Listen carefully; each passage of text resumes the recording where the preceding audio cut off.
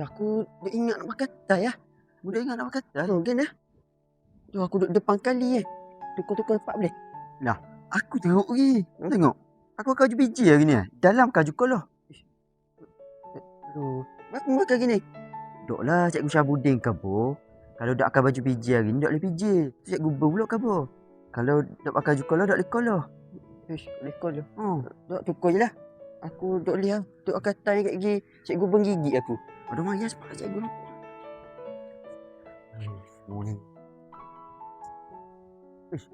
Dia pulak. Cikgu tengok kita. Pulak.